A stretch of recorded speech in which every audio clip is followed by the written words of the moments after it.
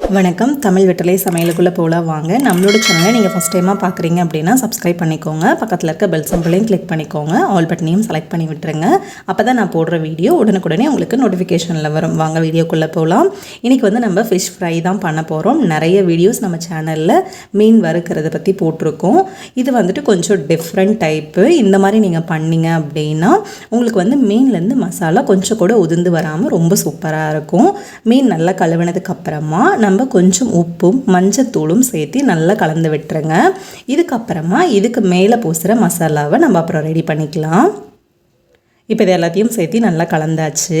இது அப்படியே ஒரு ஓரமாக இருக்கட்டும். ஒரு பெரிய பவுல் எடுத்துக்கோங்க. அதில் ஒரு ஸ்பூன் கடலை மாவு, அரை ஸ்பூன் இஞ்சி பூண்டு paste, 3/4 spoon garam masala, 1/2 spoon மல்லி, 1 ஸ்பூன் தனி மிளகாத்தூள், கொஞ்சம் போல் மல்லி இலை, கொஞ்சம் போல் கருவேப்பிலை இலை பொடுசாக கட் பண்ணி சேர்த்துக்கோங்க. 1/2 மூடியில் கொஞ்சம் குட்டியாக எடுத்துகிட்டு லெமன் புழிஞ்சு விட்டுக்கோங்க. கொஞ்சம் போல் ஜீரகத்தூள், கொஞ்சம் போல் மிளகுத்தூள், உப்பு தேவையான அளவு சேர்த்துக்கலாம்.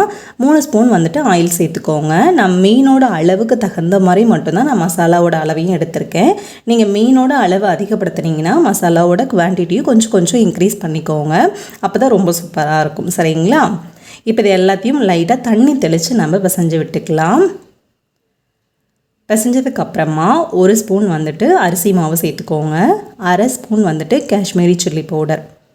இது ஆப்ஷனல் தான். நீங்கள் இது சேர்த்துக்க விருப்பம் இல்லைன்னா நீங்கள் ஃபுட் கலர் கூட ஒரு பிஞ்ச் அளவு சேர்த்துக்கோங்க. இப்போ இது எல்லாத்தையும் சேர்த்து நல்லா கலந்து விட்டுருங்க. இந்த ஸ்டேஜ் தான் இருக்கணும். இதை விட தண்ணியாக போயிடக்கூடாது. இதில் நம்ம மீனை பரட்டி எடுத்துப்போம். இந்த பரட்டி எடுத்தது மீனை ஒரு பிளேட்டில் தனியாக வச்சுருங்க. 1/2 ஹவர்லேருந்து 1 ஹவர் போல் கொஞ்சம் காயட்டும். அதுக்கப்புறமா நம்ம எண்ணெயில் போட்டு எடுத்துக்கலாம். நம்ம இதை டீப்பாக நம்ம ஃப்ரை பண்ண போகிறதில்ல. தவா ஃப்ரை தான் பண்ண போகிறோம். ஆனால் ரொம்ப சூப்பராக இருக்கும். எண்ணெயில் ஃபுல்லாக ஃப்ரை பண்ண மாதிரியே ரொம்ப கிறிஸ்பியாக இருக்கும்.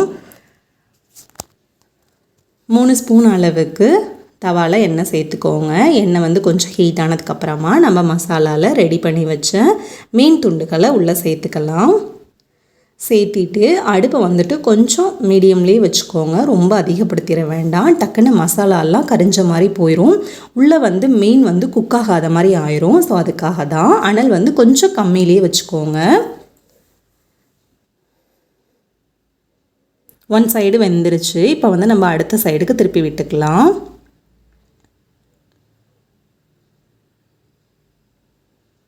பாருங்கள், கொஞ்சம் கூட ஒட்டவே இல்லை பாருங்கள். ஆனாலும் மசாலா வெளியில் பிரிஞ்சு வரவே இல்லை.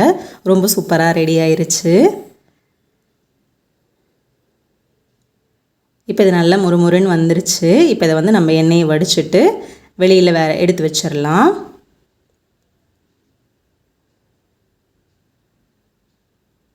நல்லா ரெடி ஆயிருச்சு.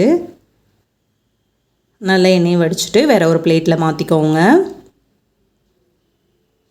இதே போல் மீதி உள்ள மீனையும் நம்ம பொரித்து எடுத்துக்கலாம். இது ரச சாப்பாட்டுக்கு தொட்டு சாப்பிட்றதுக்கு ரொம்ப சூப்பராக இருக்கும். சாம்பார் சாப்பாட்டை கூட தொட்டு சாப்பிட்டுக்கலாம். டக்குன்னு நீங்கள் மீன் குழம்பு செஞ்சுட்டு மீன் ஃப்ரை பண்ணுறீங்க அப்படின்னா இந்த மாதிரி டைப்பை நீங்கள் ட்ரை பண்ணி பாருங்கள். எப்படி இருக்குன்னு சொல்லிட்டு கமெண்ட் பண்ணுங்கள். நம்மளோட சேனலுக்கு சப்ஸ்கிரைப் பண்ணுங்கள். இந்த ஃபிஷ் ஃப்ரை எப்படி இருக்குன்னு சொல்லிட்டு கண்டிப்பாக கமெண்ட் பண்ண மறந்துடாதீங்க. தேங்க்யூ.